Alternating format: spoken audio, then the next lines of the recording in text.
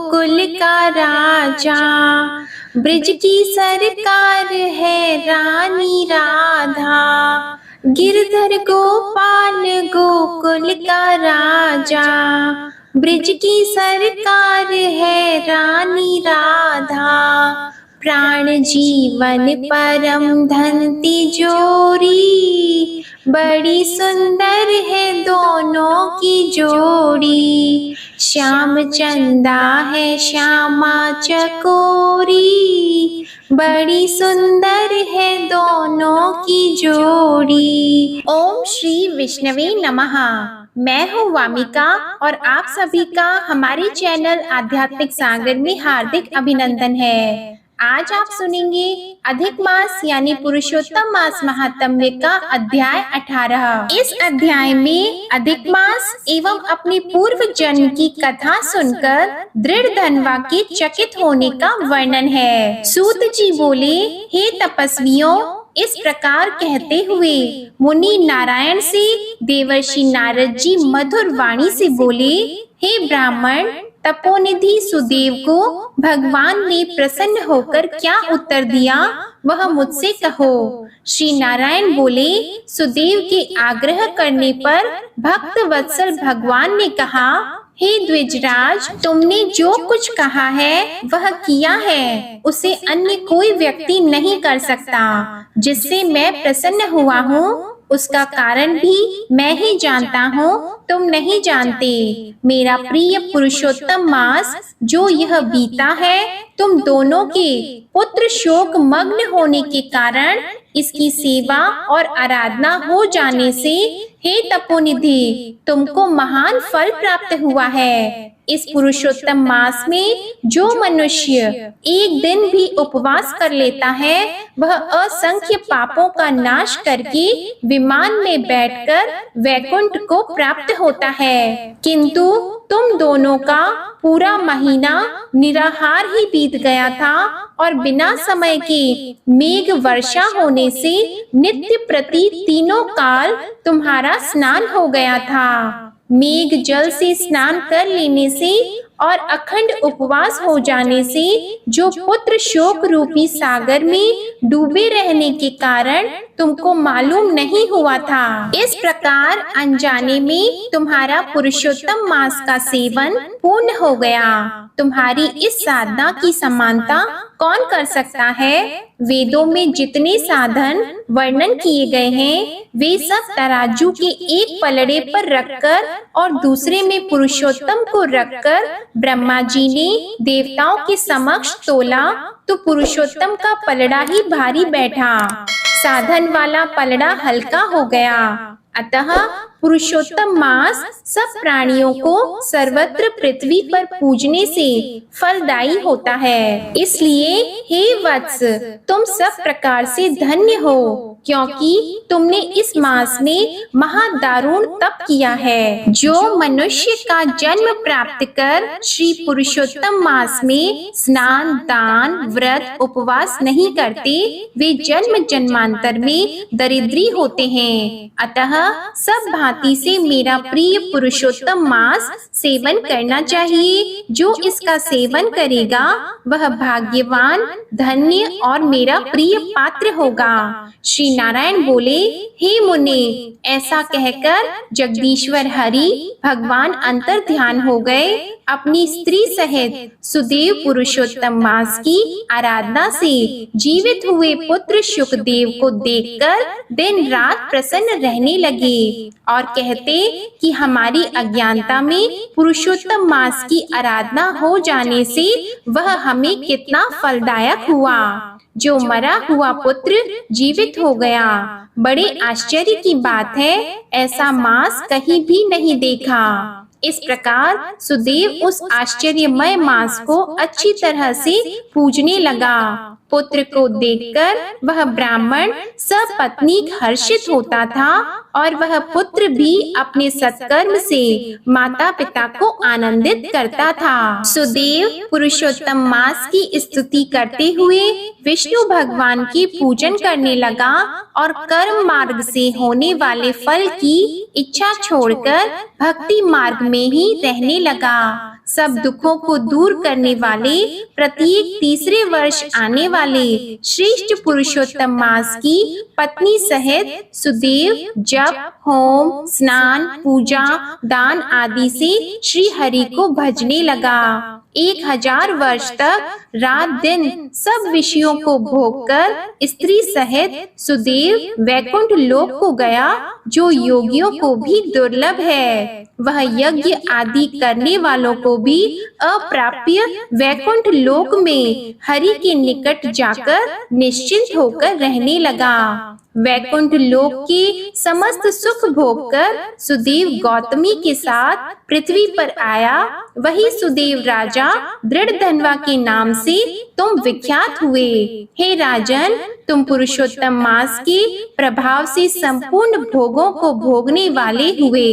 यह तुम्हारी पूर्व जन्म की पतिव्रता गौतमी पटरानी हुई। हे भूपाल, तुमने जो मुझसे पूछा था वह सब मैंने कह सुनाया, और जो तोता पक्षी था वह तुम्हारा पूर्व जन्म में शुकदेव नाम का पुत्र था, जिसे श्री हरि ने जीवित किया था।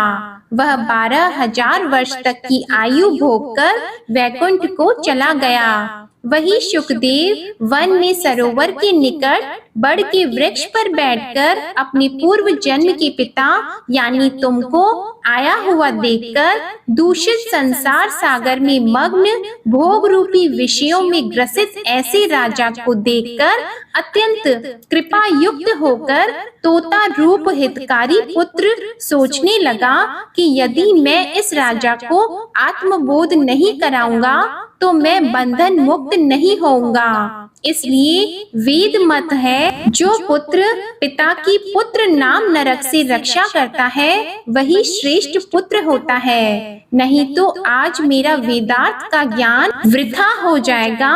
इसलिए वह अपने पूर्व जन्म के पिता के उद्धार करने का विचार करके कहने लगा था। वाल्मीकि मुनि बोले, हे निष्पाप, जो तुमने पूछा वह सब मैंने सुना दिया।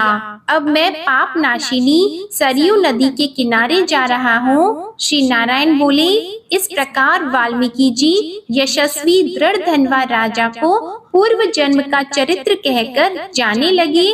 तब वाल्मीकि मुनि को महाराज दृढ़धन्वा ने नमस्कार किया और पुनः कुछ कहने लगे। अगले अध्याय में आप सुनेंगे वाल्मीकि का दृढ़धन्वा से पुरुषोत्तम मास के नियम के वर्णन करने का प्रसंग। इसी के साथ अब आप सुनिए भगवत गीता का यह अध्याय। भगवान श्री कृष्ण अर्जुन से बोले, हे अर्जुन, तुझे दोष दृष्टि रहित भक्ति के लिए इस परम गोपनीय ज्ञान को रहस्य के सहित कहूँगा कि जिसको जानकर तू दुख रूप संसार से मुक्त हो जाएगा। यह ज्ञान सब विद्याओं का राजा तथा सब गोपनीयों का भी राजा एवं अति पवित्र उत्तम प्रत्यक्ष फल वाला और धर्म युक्त है। साधन करने को बड़ा सुगम और अविनाशी है। हे परंतप, इस तत्व ज्ञान रूप धर्म में श्रद्धा रहित पुरुष मेरे को न प्राप्त होकर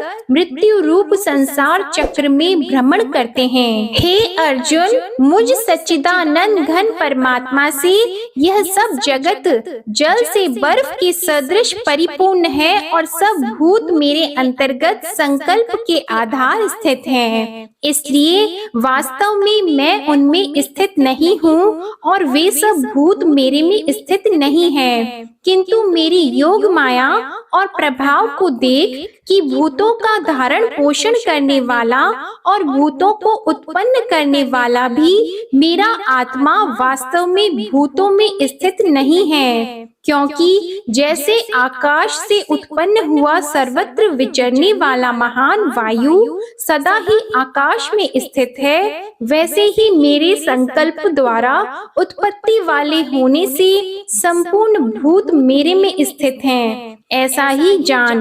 हे अर्जुन, कल्प के अंत में सब भूत मेरी प्रकृति को प्राप्त होते हैं, अर्थात प्रकृति में लय होते हैं, और कल्प के आदि में उनको मैं फिर रचता हूँ। कैसे कि अपनी त्रिगुणमयी माया को अंगीकार करके स्वभाव के वश से परतंत्र हुए इस संपूर्ण भूत समुदाय को बारंबार उनके कर्मों के अनुसार रचता हूँ। हे अर्जुन, उन कर्मों में आसक्ति रहित और उदासीन के सदृश स्थित हुए मुझ परमात्मा को वे कर्म नहीं बांधते। हे अर्जुन, मुझ अधिष्ठाता के सकाश से यह मेरी माया चराचर सहित सर्व जगत को रचती है, और इस ऊपर कहे हुए हेतु से ही यह संसार आवागमन रूप चक्र में घूमता है। ऐसा होने पर भी संपूर्ण भूतों के महान ईश्वर रूप मेरे परम भाव को न जानने वाले मूढ़ लोग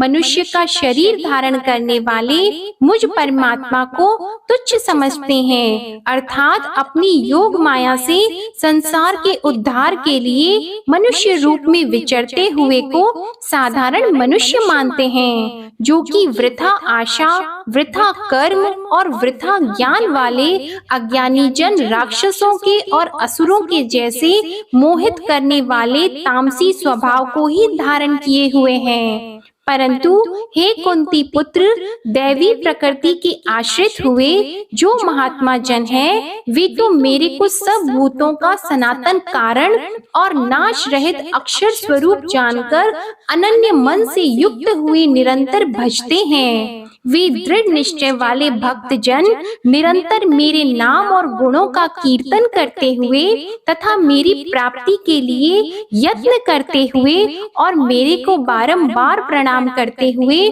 सदा मेरे ध्यान में युक्त हुए अनन्य भक्ति से मुझे उपासते हैं। उनमें कोई तो मुझ विराट स्वरूप परमात्मा को ज्ञान यज्ञ के द्वारा पूजन करते हुए एकत्व भाव से, अर्थात जो कुछ है सब वासुदेव ही है, इस भाव से उपासते हैं, और दूसरे पृथक्त्व भाव से अर्थात स्वामी सेवक भाव से और कोई बहुत प्रकार से भी उपासते हैं। क्योंकि कृतु अर्थात श्रौत कर्म मैं हूँ, यज्ञ अर्थात पंच महायज्ञ आदि स्मार्त कर्म मैं हूँ, स्वधा अर्थात पितरों के निमित्त दिया जाने वाला अन्न मैं हूँ, औषधि अर्थात सब वनस्पतियां मैं हूँ, एवं मंत्र मैं हूँ, घी मैं हूँ, अग्नि मैं हूँ, और हवन रूप क्रिया भी मैं ही हूँ। हे अर्जुन, मैं ही इस संपूर्ण जगत का धाता अर्थात धारण पोषण करने वाला एवं कर्मों के फल को देने वाला तथा पिता माता और पितामह हूँ, और जानने योग्य पवित्र ओमकार तथा ऋग्वेद, सामवेद और यजुर्वेद भी मैं ही हूँ। हे अर्जुन, प्राप्त होने योग्य तथा भरण पोषण करने वाला, सबका स्वामी, शुभाशुभ का देखने वाला, सबका वास स्थान और शरण लेने योग्य तथा प्रति उपकार न चाहकर हित करने वाला, और उत्पत्ति प्रलय रूप तथा सबका आधार निधान और अविनाशी कारण भी मैं ही हूँ। मैं ही सूर्य रूप हुआ तपता हूँ तथा वर्षों को आकर्षण करता हूँ और वर्षाता हूँ, और हे अर्जुन, मैं ही अमृत और मृत्यु एवं सत और असत भी सब कुछ मैं ही हूँ। परंतु जो तीनों वेदों में विधान किए हुए सकाम कर्मों को करने वाले और सोम रस को पीने वाले एवं पापों से पवित्र हुए पुरुष मेरे को यज्ञों के द्वारा पूजकर स्वर्ग की प्राप्ति को चाहते हैं, वे पुरुष अपने पुण्यों के फल स्वरूप इंद्रलोक को प्राप्त होकर स्वर्ग में दिव्य देवताओं के भोगों को भोगते हैं। वे उस विशाल स्वर्ग लोक को भोगकर पुण्य क्षीण होने पर मृत्यु लोक को प्राप्त होते हैं। इस प्रकार स्वर्ग के साधन रूप तीनों वेदों में कहे हुए सकाम कर्म के शरण हुए और भोगों की कामना वाले पुरुष बारंबार जाने आने को प्राप्त होते हैं, अर्थात पुण्य के प्रभाव से स्वर्ग में जाते हैं और पुण्य क्षीण होने से मृत्यु लोक में आते हैं। जो अनन्य भाव से मेरे में स्थित हुए भक्त जन मुझ परमेश्वर को निरंतर चिंतन करते हुए निष्काम भाव से भजते हैं, उन नित्य एक ही भाव से मेरे में स्थिति वाले पुरुषों का योग क्षेम मैं स्वयं प्राप्त कर देता हूँ। हे अर्जुन, यद्यपि श्रद्धा से युक्त हुए जो सकामी भक्त दूसरे देवताओं को पूजते हैं, वे भी मेरे को ही पूजते हैं, किंतु उनका वह पूजना अविधि पूर्वक है, अर्थात अज्ञान पूर्वक है, क्योंकि संपूर्ण यज्ञों का भोक्ता और स्वामी भी मैं ही हूँ, परंतु वे मुझ अधियज्ञ स्वरूप परमेश्वर को तत्व से नहीं जानते हैं, इसी से गिरते हैं, अर्थात पुनर्जन्म को प्राप्त होते हैं। कारण यह नियम है कि देवताओं को पूजने वाले देवताओं को प्राप्त होते हैं, पितरों को पूजने वाले पितरों को प्राप्त होते हैं, भूतों को पूजने वाले भूतों को प्राप्त होते हैं, और मेरे भक्त मेरे को ही प्राप्त होते हैं, इसलिए मेरे भक्तों का पुनर्जन्म नहीं होता। हे अर्जुन, मेरे पूजन में यह सुगमता भी है कि पत्र, पुष्प, फल, जल इत्यादि जो कोई भक्त मेरे लिए प्रेम से अर्पण करता है, उस शुद्ध बुद्धि निष्काम प्रेमी भक्त का प्रेम पूर्वक अर्पण किया हुआ वह पत्र, पुष्प आदि मैं सगुण रूप से प्रकट होकर प्रीति सहित खाता हूँ। इसलिए हे अर्जुन, तू जो भी कर्म करता है, जो कुछ खाता है, जो कुछ हवन करता है, जो कुछ दान देता है, जो कुछ स्वधर्म आचरण रूप तप करता है, वह सब मेरे अर्पण कर। इस प्रकार कर्मों को मेरे अर्पण करने रूप संन्यास योग से युक्त हुए मन वाला तू शुभ अशुभ फल रूप कर्म बंधन से मुक्त हो जाएगा और उनसे मुक्त हुआ मेरे को ही प्राप्त होएगा।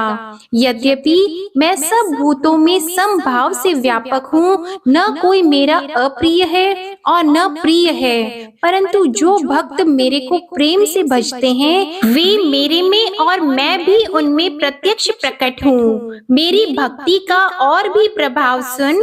यदि कोई अतिशय दुराचारी भी अनन्य भाव से मेरा भक्त हुआ मेरे को निरंतर भजता है, वह साधु ही मानने योग्य है, क्योंकि वह यथार्थ निश्चय वाला, अर्थात उसने भली प्रकार निश्चय कर लिया है कि परमेश्वर के भजन के समान अन्य कुछ भी नहीं है, इसलिए वह शीघ्र ही धर्मात्मा हो जाता है और सदा रहने वाली परम शांति को प्राप्त होता है। हे अर्जुन, तू निश्चय पूर्वक सत्य जान कि मेरा भक्त नष्ट नहीं होता, क्योंकि हे अर्जुन, स्त्री, वैश्य और शूद्र आदि तथा पाप योनि वाले भी जो कोई होते हैं, वे भी मेरे शरण होकर तो परम गति को ही प्राप्त होते हैं। फिर क्या कहना है कि पुण्यशील ब्राह्मण जन तथा राजर्षि भक्त जन परम गति को प्राप्त होते हैं।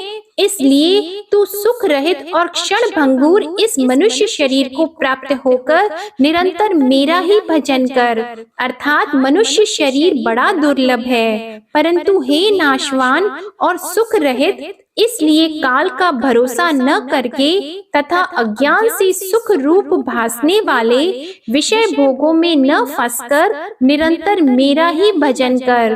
केवल मुझ सच्चिदानंद घन वासुदेव परमात्मा में ही अनन्य प्रेम से नित्य निरंतर अचल मन वाला हो और मुझ परमेश्वर को ही श्रद्धा प्रेम सहित निष्काम भाव से नाम गुण और प्रभाव के श्रवण कीर्तन मनन और पठन पाठन द्वारा निरंतर भजने वाला हो तथा मुझे शंख चक्र गदा पद्मा और किरीट कुंडल आदि भूषणों से युक्त पीतांबर वनमाला और कौस्तुभ मणिधारी विष्णु का मन वाणी और शरीर के द्वारा सर्वस्व अर्पण करके अतिशय श्रद्धा भक्ति और प्रेम से विठलता पूर्वक पूजन करने वाला हो और मुझ सर्वशक्तिमान विभूति बल ऐश्वर्य माधुर्य गंभीरता उदारता वात्सल्य और सुहृदयता आदि गुणों से संपन्न सबके आश्रय रूप वासुदेव को